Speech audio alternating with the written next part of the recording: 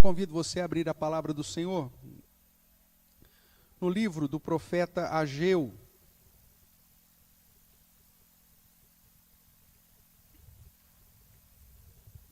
No capítulo 2.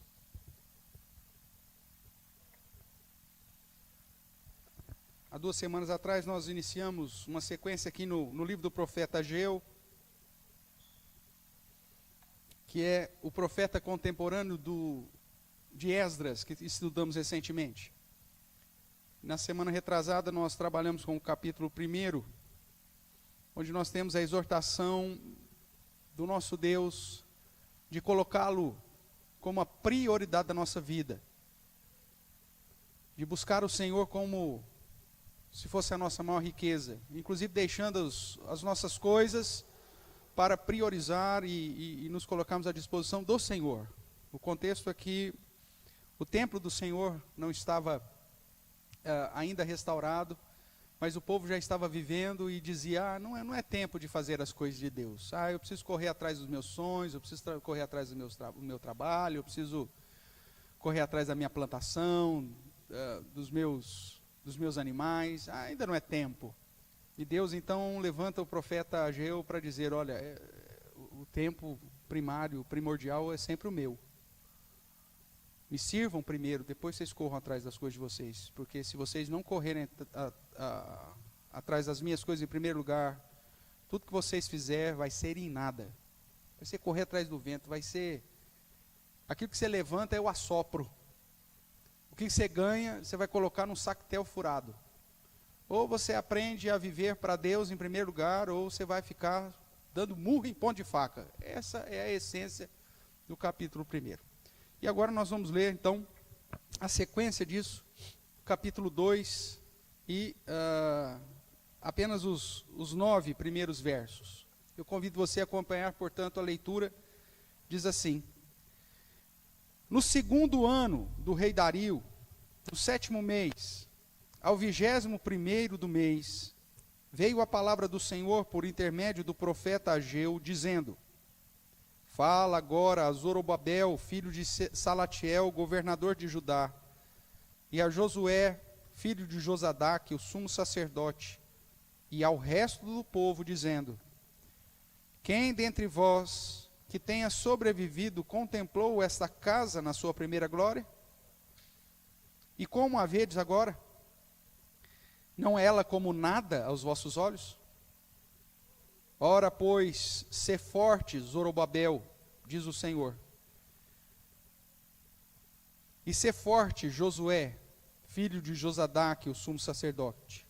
E tu, todo o povo da terra, sê forte, diz o Senhor, e trabalhai, porque eu sou convosco, diz o Senhor dos exércitos. Segundo a palavra da aliança que fiz convosco quando saístes do Egito, o meu Espírito habita no meio de vós, não temais. Pois assim diz o Senhor dos exércitos, ainda uma vez, dentro em pouco, farei abalar o céu, a terra, o mar e a terra seca. Farei abalar todas as nações, e as coisas preciosas de todas as nações virão. E encherei de glória essa casa, diz o Senhor dos exércitos. Minha é a prata, meu é o ouro, diz o Senhor dos exércitos. A glória desta última casa será maior do que a da primeira, diz o Senhor dos exércitos. E nesse lugar darei a paz, diz o Senhor dos exércitos. Amém. Vamos orar mais uma vez? Ó Deus de amor, Pai querido, nós bendizemos o Teu santo nome mais uma vez e Te damos graças pela leitura da Tua palavra.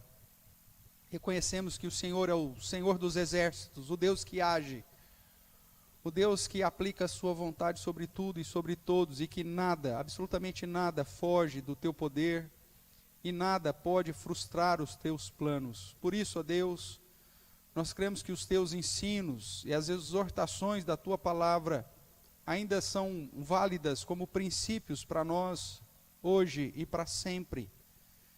Por isso, ó Deus, nos abençoe no estudo da Tua palavra nesse instante, que Teu Santo Espírito nos ilumine e ao mesmo tempo nos edifique segundo a tua bondade. E que na tua graça, apesar de mim mesmo, o Senhor me use para falar ao coração dos meus irmãos e irmãs. E que todos nós possamos sair daqui edificados pelo Senhor. É o que nós clamamos no nome santo de Jesus Cristo. Amém. Amém, queridos? Como já citei, o capítulo 1, então, é esse contexto que aponta para o fato de Deus chamar a atenção do seu povo a se consagrar ao Senhor, a colocar Deus em primeiro lugar, a viver na presença de Deus, a reconhecer Deus como o Senhor dessa terra, o Deus desse povo, como nós cantamos, estar unidos com Ele em todos os momentos da vida. E, se você observar no capítulo 1, o verso 1 vai dizer assim: no 2º ano do rei Dario, no 6º mês, no 1º dia do mês, veio a palavra do Senhor por intermédio do profeta Ageu. Então, no 6º mês, no 1º dia do mês. O capítulo 2 registra a segunda profecia, que vem justamente no 2º mês. Veja o que ele diz aí, o capítulo 2, verso 1. No 2º ano do rei Dario, ou seja, no mesmo ano, porém, no 7º mês, agora ao 21º do mês, veio a palavra do Senhor por intermédio do profeta Ageu. O profeta Ageu, ele teve um ministério razoavelmente curto, praticamente 6 meses de ministério. E eu fico imaginando que Deus permite que, dentro da sua soberania, as pessoas vão nascendo, crescendo, se multiplicando e morrendo, e assim geração após geração vai acontecendo, para que então, segundo o propósito de Deus, em um determinado momento, em um determinado lugar, nasça um homem que a quem alguém pôs o nome de Ageu, para que ele viva quase 70 anos, e viva a sua vida 70 anos, só para cumprir um propósito de praticamente 6 meses, para ser boca de Deus a uma nação. E depois disso você nunca mais ouve falar dele. A nossa existência, irmãos, ela só se resume naquilo que nós servimos ao propósito eterno do Senhor. Só que para isso nós temos que nascer, nós temos que crescer, nós temos que trabalhar, nós temos que fazer as coisas, consagrarmos ao Senhor. E às vezes, dentro da história da nossa vida, Deus tenha reservado, como Ageu, um semestre para te usar poderosamente. Ou, como fez com alguns, apenas um dia. Simplesmente para ser boca de Deus, para num determinado momento da história, anunciar as verdades do Senhor para uma pessoa que seja. Isso é ter a noção exata do que significa ser servo de Deus. Viver a sua vida na presença de Deus, em consagração constante ao Senhor, esperando o momento que Deus tem para te usar. E pode ser que seja bem no finalzinho da sua vida, como foi com Ageu. Mas você tem que estar preparado para isso. Consagrando a sua vida para isso. Buscando a presença do Senhor para isso. E aí nós vemos Deus usando esse homem, que durante esse período do 2º ano do rei Dario, é levantado para ser a boca de Deus. Imagine a motivação desse homem se ele soubesse que a sua história se resumiria a isso. Se ele já viesse com o script: Ageu, você vai nascer, viver 70, sei lá, eu perto de 80 anos, não vai acontecer nada na sua vida. Mas, lá no finalzinho, eu vou te usar. Você acha que Ageu seria motivado? Obviamente que não. É por isso que Deus não conta para a gente o script. Nós não sabemos quando o Senhor vai nos usar, como Ele vai nos usar, com quem Ele vai nos usar, mas a nossa predisposição tem que ser tão somente de estarmos prontos para isso. Dispostos e disponíveis ao Senhor. Esse é o foco. Mas nós sabemos que a maioria dos homens não são assim, né? Nós sabemos que os homens são extremamente necessitados de motivação. Sem o encorajamento, sem o ânimo e os fortalecimentos, todo e qualquer projeto corre o risco de desfalecer. Existe uma pesquisa que diz que cerca de 80% dos projetos pessoais terminam por falta de motivação, de automotivação. Você deseja começar algum negócio, você deseja fazer alguma coisa, e os seus próprios demônios são seus grandes inimigos. Porque aí você fica, mas e se? Mas pode dar problema nisso. É lógico que eu não estou falando para que você não planeje. O planejamento é algo essencial e a Bíblia incentiva isso. Mas muitas vezes, nós desanimamos de um projeto até mesmo de sucesso antes de começá-lo, por falta de motivação, ou de automotivação. Sabemos que o cristão ele não precisa disso, ou pelo menos não deveria, pois ele está confiando a sua vida no Senhor dos Exércitos. Mas Deus, sabendo da nossa limitação, irmãos, Ele sempre nos motiva. O Senhor sempre fala em sua palavra que estará conosco. O Senhor sempre fala em sua palavra que enquanto você estiver envolvido com as coisas dEle, Ele estará contigo, Ele te fortalecerá, Ele andará com você, Ele fará por onde, Ele abrirá portas, ou seja, Ele realizará a obra que Ele confiou a você. Isso Deus faz porque conhece o nosso coração e sabe da nossa necessidade. Então isso ocorre, essa motivação, devido às pessoas serem inseguras e dependentes por natureza. Desde muito pequeno, nós sentimos a necessidade de proteção e segurança para realizarmos algo. Não são poucas as histórias, pelo menos quando nós ainda somos crianças, e que nos envolvemos em alguma atividade escolar ou alguma atividade esportiva, que o simples olhar dos pais é fundamental para que a gente consiga cumprir com o objetivo. O simples fato de saber que tem alguém ali, olhando para nos fortalecer, para nos animar. Nós carecemos disso. Seja o bebê para dar o seu primeiro passo, ele precisa da motivação. Coloque a cuca a 2 metros da criança e diga, venha. E veja se ela vai querer aprender a andar. Mas coloque a mãe, fonte do suprimento, do carinho, ou o pai, a fonte de proteção. E aí você verá que ela terá toda a motivação para se lançar e dar os primeiros passos. Não é assim que acontece? Nós temos uma sobrinha, a Maria Flor, e a Maria Flor tinha terror de Papai Noel.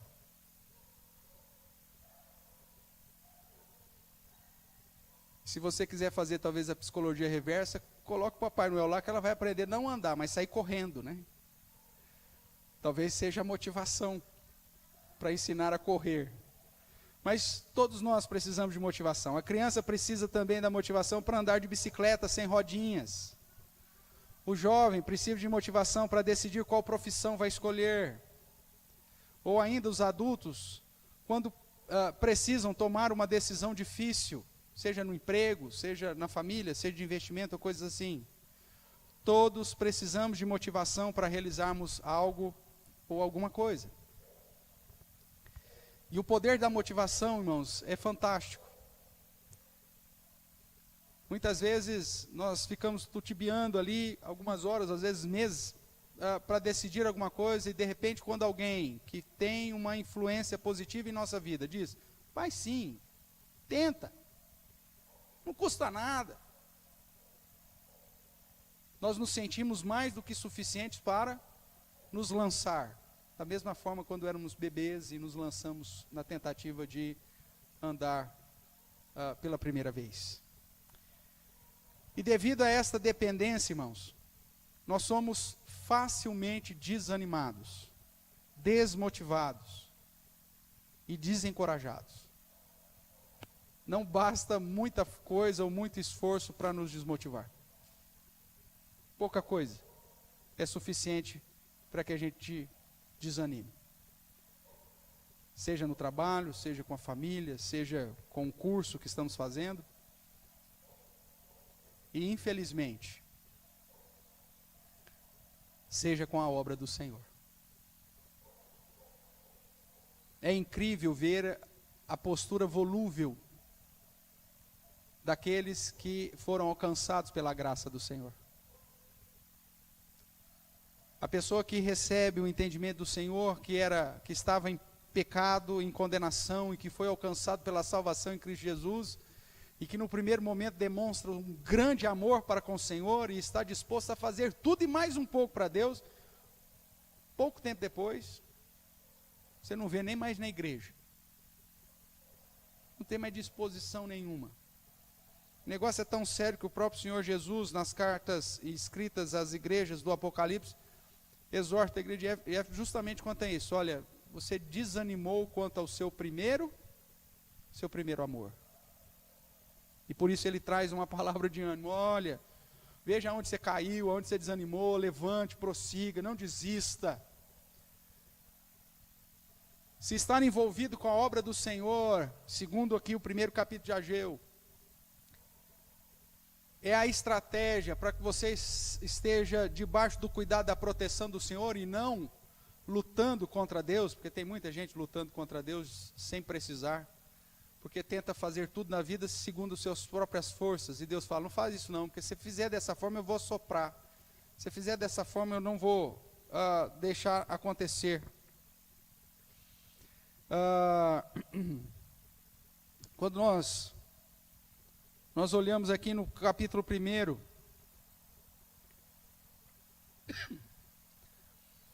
de Ageu, e nós vemos aí,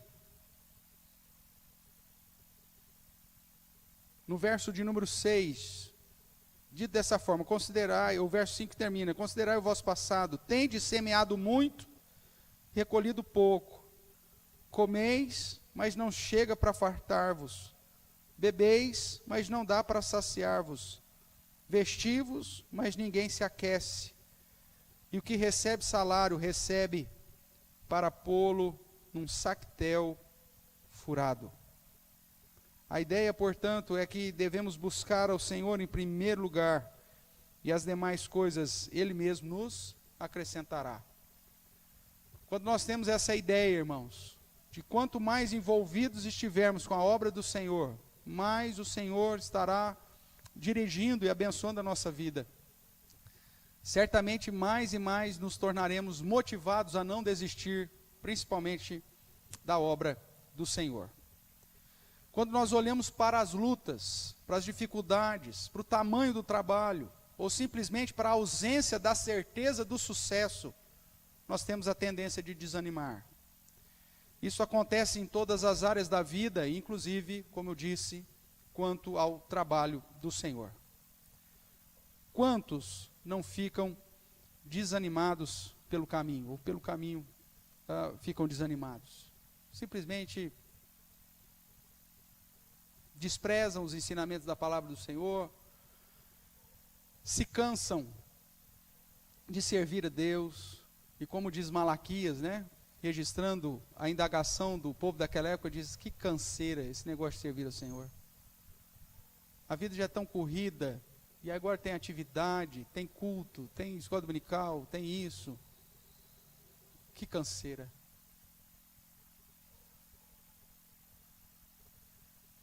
Como que está a sua vida em relação à obra do Senhor, irmãos? Será que você tem a noção exata de que o Senhor é o Rei dessa terra, que Ele é o Senhor das nações, de que Ele é o Deus todo-poderoso, soberano, que Ele entregou o seu próprio Filho para morrer por você, e que isso é impagável, e que a dívida que nós tínhamos com Ele era absurda, e que se nós temos uma vida e uma segurança futura, e a esperança da vida eterna, não está em os nossos próprios esforços, mas na graça de Deus. Se você realmente entende isso, eu não sei como que nós conseguimos reconhecer ao mesmo tempo, espiritualmente falando, de que dependemos tudo de Deus e não conseguimos viver para Deus. Não conseguimos consagrar a nossa vida de fato para fazer o melhor para Deus. E ainda muitas vezes temos a cara de pau de simplesmente chegarmos diante do Senhor e dizer, Senhor, o Senhor podia abençoar um pouco mais.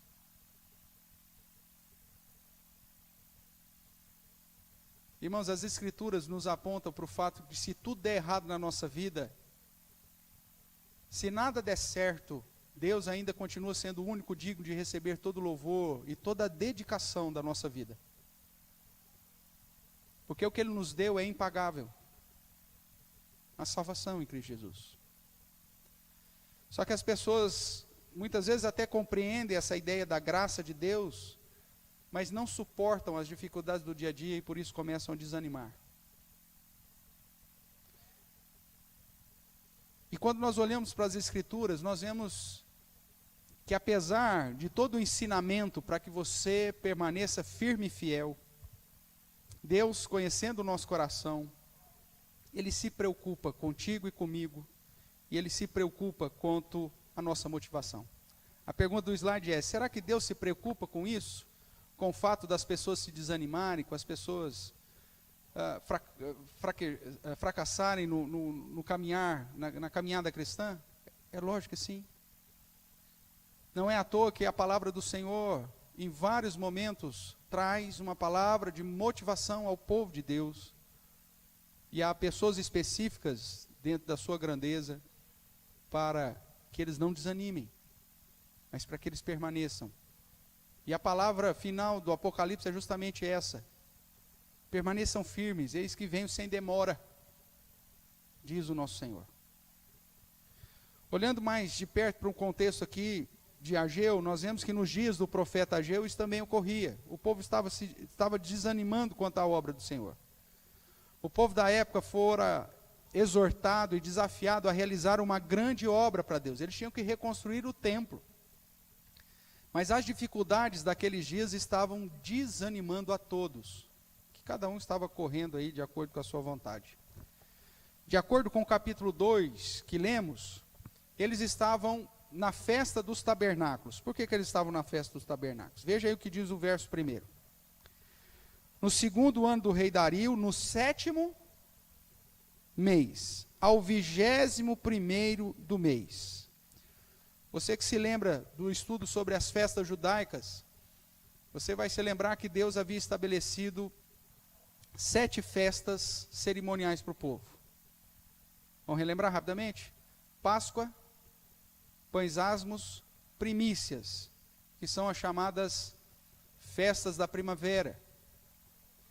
Depois ainda de 50 dias da festa de primícias, nós temos a festa de Pentecostes, ainda dentro desse período.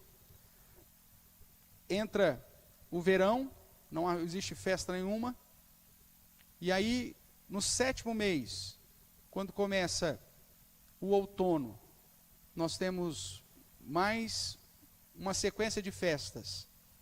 Festa das trombetas, festa da expiação e festa dos tabernáculos. A festa dos tabernáculos é chamada a festa da colheita. Era a última festa. Mas eles não tinham muitas coisas para se alegrar. O verso 11 do capítulo 1 vai dizer que eles não tinham feito uma boa colheita. Verso 11 diz: fiz vir a seca sobre a terra e sobre os montes. Fiz vir a seca sobre o cereal, sobre o vinho, sobre o azeite e sobre o que a terra produz, como também sobre os homens, sobre os animais e sobre todo o trabalho das mãos. Sabe aquela sensação de seca, irmãos, que nada está dando certo na sua vida? Tudo que você planta não dá, tudo que você investe não vai. A sua própria vida é um desânimo só. O trabalho da sua mão parece que não funciona. Os seus animais não produzem mais.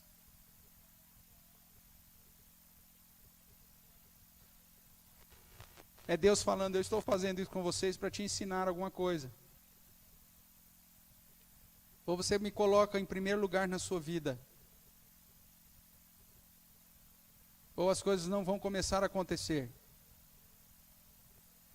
E eles chegam no momento da celebração do ano, a festa do tabernáculos, a festa das colheitas, onde eles tinham que celebrar ao Senhor pelo todo o bem recebido, e de repente eles olham para casa e não tem nada. O cereal não deu, A terra não produziu, não tem vinho, não tem azeite, não tem salário do trabalho, não tem nada. Além disso, eles estavam sem dinheiro. Nós lemos o verso 6, ele diz: aquele que recebe salário, recebe para colocá-lo num saquetel furado, num saco sem fundo. Saquetel furado é sinônimo de saco sem fundo. Sabe aquele sentimento que você recebe, mas já está devendo o salário do outro mês que você não recebeu ainda? Aquele sentimento que você olha para as suas finanças e fala assim: eu não sei aonde foi. Onde você resolve anotar até as moedinhas que você gasta para saber aonde você está gastando dinheiro, de repente você fala: por que não deu? Isso é saquetel furado. E eles tinham que celebrar agora a festa das colheitas, a festa do final do ano, mesmo sem dinheiro. E ainda diante da obrigação de fazer uma obra difícil, que era reconstruir o templo do Senhor. Que situação animadora, fala a verdade. Dá vontade de desistir de tudo.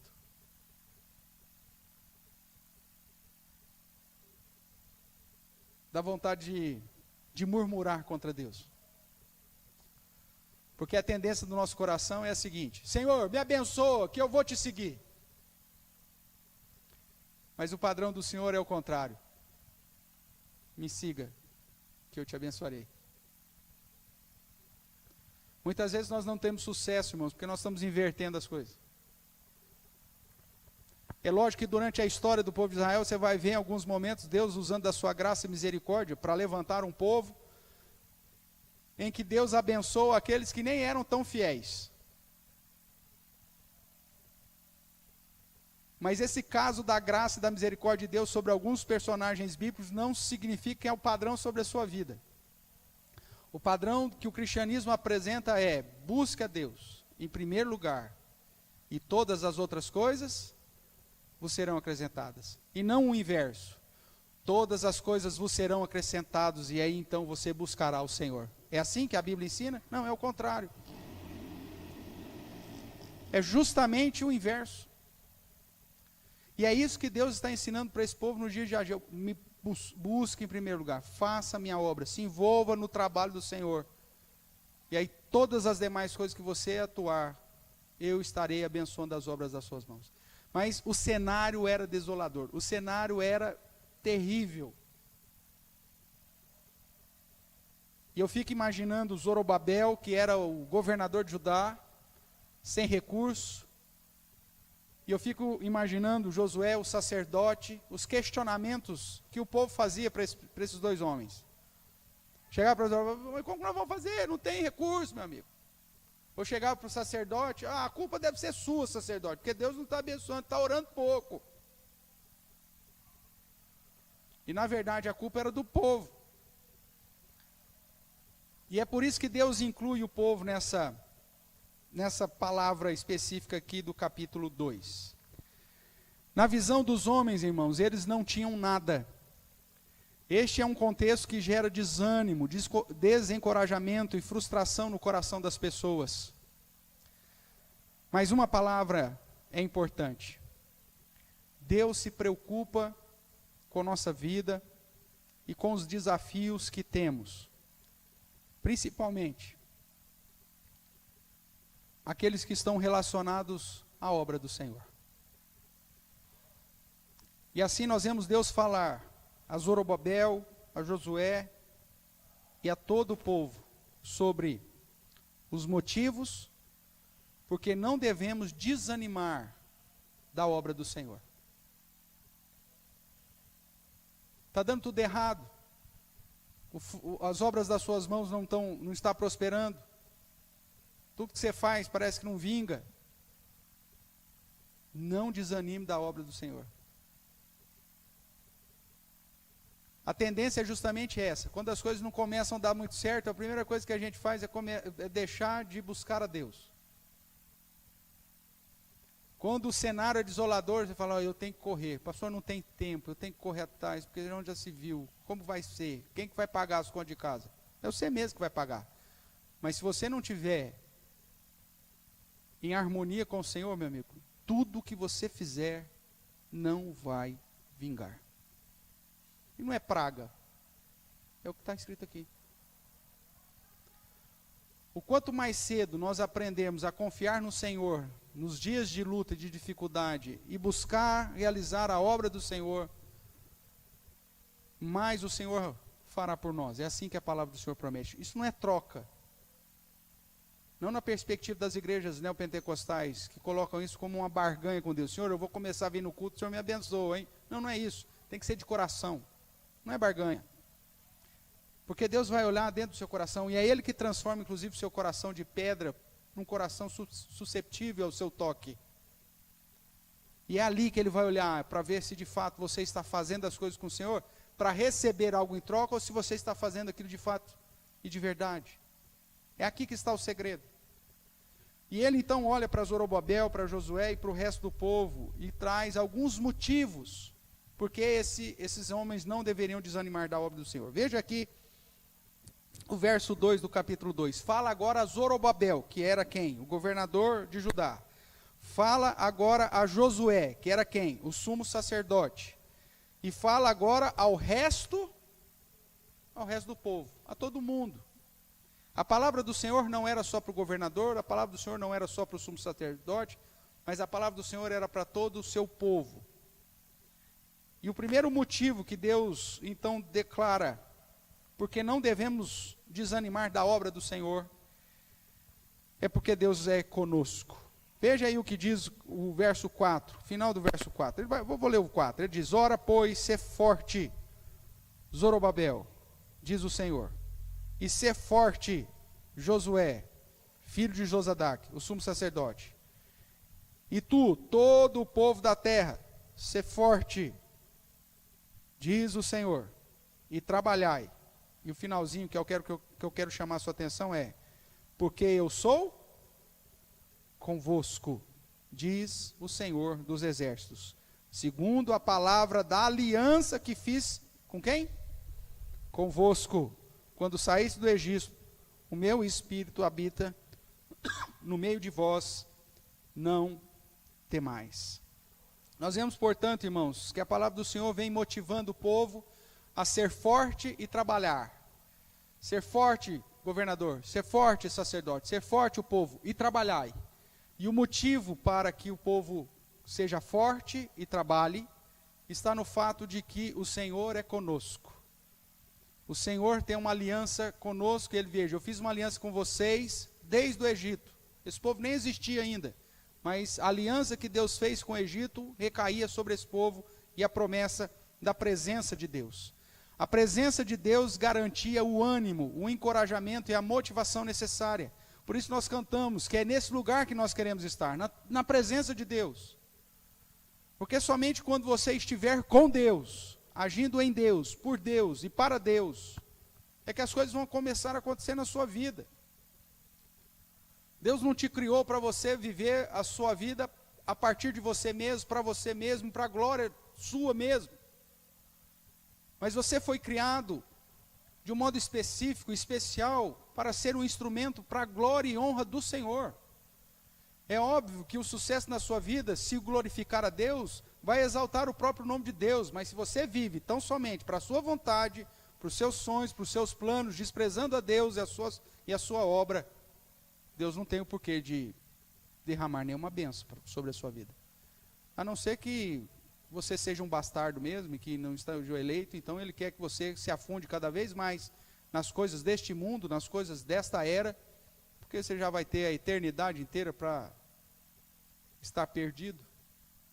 Mas aqueles que são chamados segundo a vontade do Senhor, que têm a garantia da vida eterna, irmãos, em Cristo Jesus, Deus quer que esses homens e mulheres reflitam a sua luz através de uma postura de testemunho vivo, de fidelidade, de obediência, de andar na presença de Deus. E nós não devemos desanimar da obra que o Senhor nos confiou, porque Ele promete estar conosco. Ser forte e trabalhai. Mas para o Senhor, de modo a glorificar a Deus. O povo não estava sozinho, apesar da dificuldade. Veja a repetição que ele faz no verso 4. Ser forte, Zorobabel. Ser forte, Josué. Ser forte, todo o povo da terra, e trabalhai, faça a sua parte. Mantenham-se animados e atuantes. Ser forte e trabalhai. Não desanime da obra do Senhor. E o primeiro motivo é, porque eu sou convosco. Porque eu tenho aliança com vocês. A certeza dessa presença de Deus se manifesta na lembrança da aliança feita no passado, no pacto firmado anteriormente. Não há por que temer, se estamos na presença do Senhor, fazendo a vontade do Senhor. É por isso que ele termina o verso 5 dizendo, não, o que está escrito aí? Não temais, o meu Espírito habita no meio de vós, não temais. É a mesma ideia que o Senhor Jesus Cristo, pouco antes da sua ascensão, falando aos apóstolos, em Mateus capítulo 28, verso 20, ele diz, olha, vocês têm uma obra grandiosa para fazer, que é a evangelização deste mundo inteiro, fazer discípulos de todas as nações. É uma obra mais grandiosa do que a obra que a geração de Ageu tinha. Mas ele diz, não desanimais, ser forte e trabalhai, porque eu sou convosco. Eis que estou convosco todos os dias até a consumação do século. O problema é que quando nós começamos a focar na nossa vida aqui, nós negligenciamos a tarefa de fazer discípulos e da evangelização mundial. E quando nós deixamos de atuar nessa tarefa que Deus nos chamou, irmãos, as coisas começam a dar errado em todas as áreas da nossa vida. Deus não está te chamando para você construir aqui um mutirão da Igreja Presbiteriana Reformada. É muito mais do que isso. Nós somos chamados para uma grande obra, uma chamada grande comissão, que é fazer discípulos de todas as nações, em todo o tempo, pregando o Evangelho inteiro, a todos os homens, a todo o tempo, em todos os lugares, ou por todos os lugares. Quando nós não estamos envolvidos com essa obra do Senhor, tudo o que nós realizarmos para nós mesmos vai dar em nada. E se nós queremos realmente que o Senhor esteja conosco, nós temos que estar envolvidos com a sua obra. Por isso, não desanime da obra do Senhor, porque a promessa de Deus é, eu estou com você, não temais.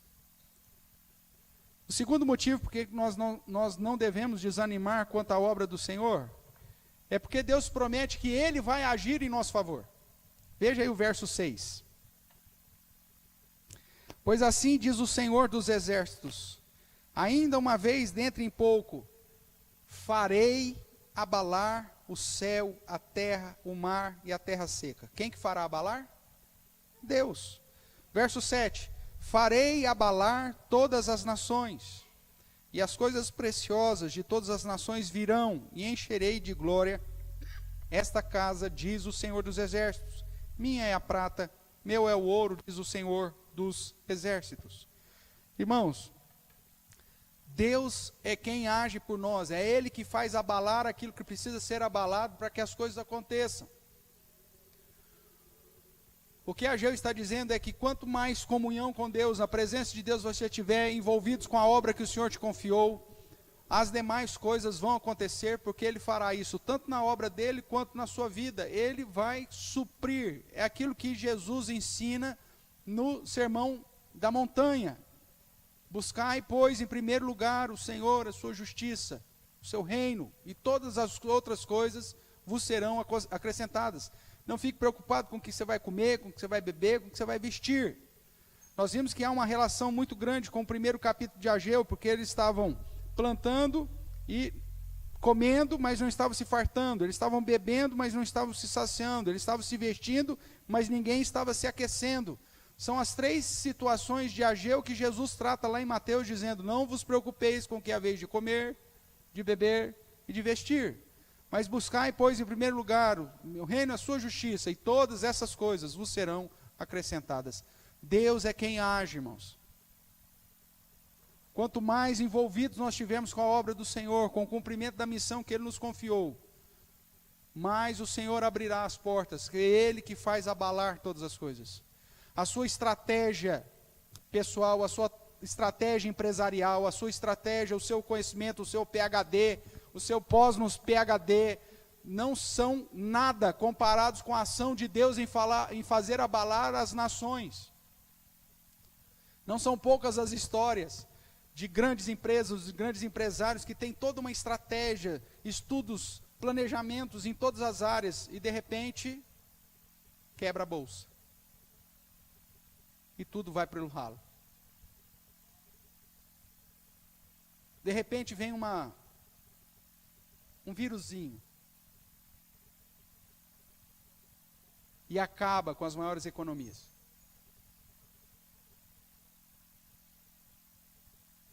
Nós não temos seguranças em nós mesmos, irmãos. É isso que eu quero chamar a sua atenção. A nossa segurança, principalmente nós que fomos chamados em Cristo Jesus, está no fato de estarmos apoiados no Senhor, porque Ele está conosco e é Ele quem age por nós. Farei abalar, encherei. Tudo é ação divina.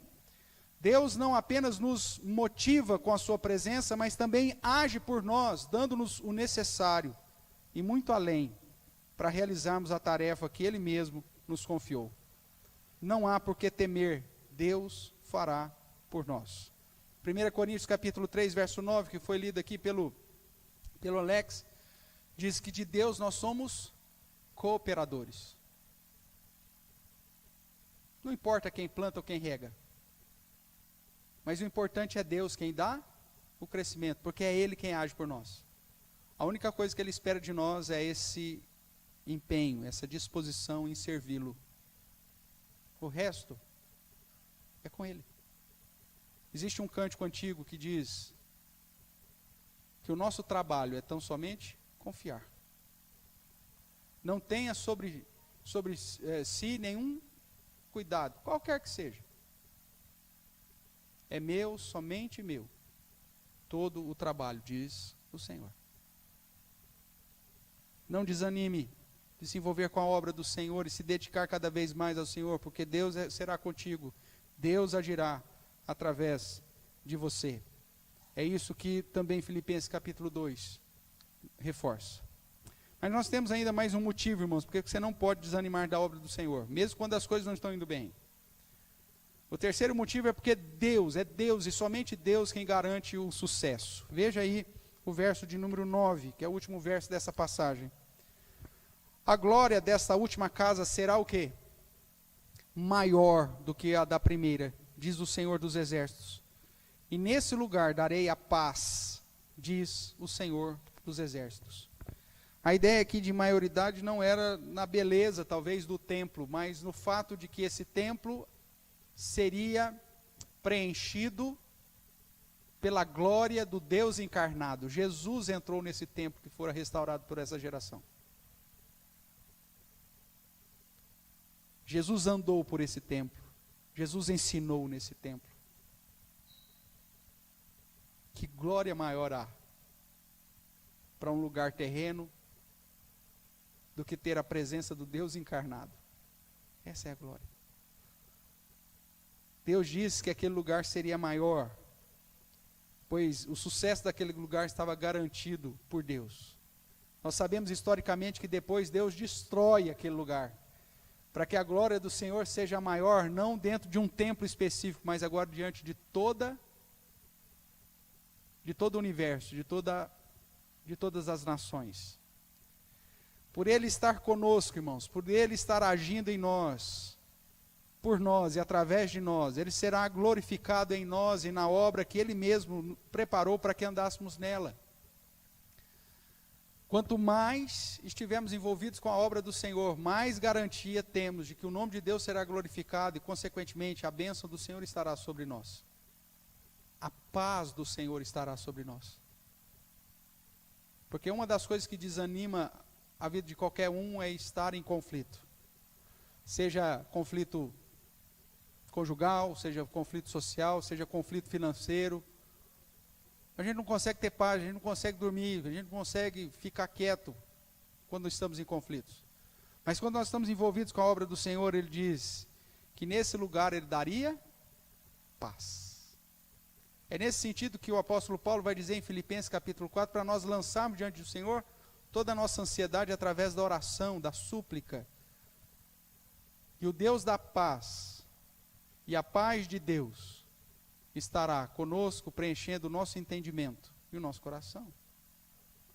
Quanto mais perto de Deus, na presença dEle, quanto mais envolvido com a obra dEle, realizando a vontade dEle, mais o Senhor nos preencherá com a sua paz. E não tem nada inigualável. A paz que o mundo nos dá é incomparável com a paz que Jesus nos dá. E quando você está em paz, principalmente com Deus, eu não sei quanto a você, mas a minha experiência diz que quando estamos em paz com Deus, todas as coisas que a gente faz, está certo. Agora, quando você vai fazer um negócio em conflito,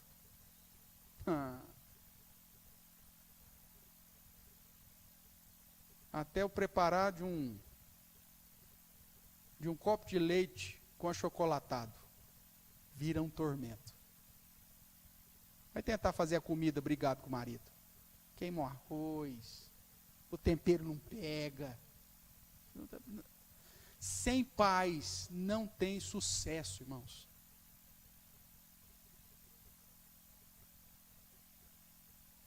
Vai tentar fazer as coisas brigado, para você ver o que acontece.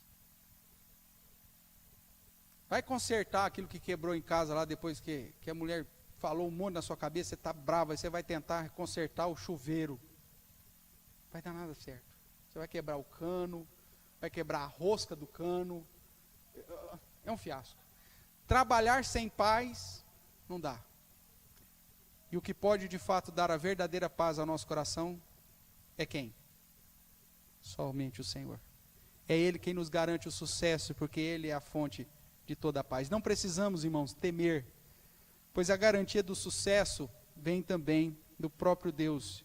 E o sucesso será expressado em duas questões, em glória e em paz. Isso é tudo que nós queremos. Ser bem-sucedido, com o coração tranquilo. Deus fala, isso é possível, desde que você me coloque em primeiro lugar. 1 Coríntios, capítulo 15, verso 58, um texto conhecido que diz, no Senhor o nosso trabalho não será vão. Quando as coisas são realizadas em Deus, irmãos, o final sempre vai ser abençoador. Você que abriu aí, vamos ler então o verso para que fique mais claro. Ele diz, portanto, meus amados irmãos, sede firmes, inabaláveis, não desanime, não seja volúvel, seja firme, inabalável, sempre abundantes, na onde? Na obra do Senhor, sabendo que no Senhor o vosso trabalho não é vão, não vai ser fracassado, vai gerar glória, vai gerar paz. Concluindo, por maiores que sejam as nossas lutas, por maiores que sejam as nossas restrições, dificuldades, temor pela grandiosidade da tarefa, uma vez que fomos chamados para trabalhar para o Senhor e pelo Senhor, não há razão para temer. Em Deus temos a motivação suficiente que nos conduz ao encorajamento. Em Deus nós temos a motivação suficiente que nos garante a segurança, o ânimo para o trabalho. Tudo baseado na presença de Deus conosco, na sua atuação em nós e por nós, e principalmente pelas garantias que Ele mesmo nos dá, provindas do próprio Deus. Nós falamos no início que infelizmente o nosso coração tem uma tendência a desanimar facilmente. Mas se você gravar no seu coração as promessas do Senhor e os motivos porque você não deve desanimar da obra do Senhor, porque Ele promete estar com você. Eu estou com você. Ele promete agir por você. Eu farei abalar.